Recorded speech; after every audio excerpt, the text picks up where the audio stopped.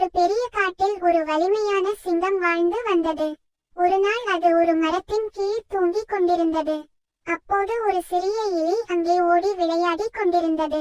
அது தவறுதலாக சிங்கத்தின் மேல் ஏறிவிட்டது. சிங்கம் திடீரென விழித்து கோபமாக எலியை பிடித்தது. என்னை தொந்தரவு செய்தாயே, இப்போது உன்னை தின்று விடுவேன் என்று கர்ஜித்தது. எலி பயந்து, அரசே, தயவு செய்து என்னை மன்னித்து விடுங்கள், ஒரு நாள் நான் உங்களுக்கு உதவி செய்வேன் என்றது. சிங்கம் சிரித்தது.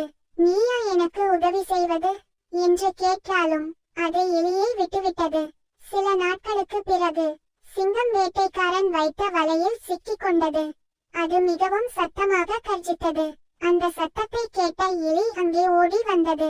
எலி தனது கூர்மையான பற்களால் வலையை கடித்து அறுத்தது. சிங்கம் விடுபட்டது.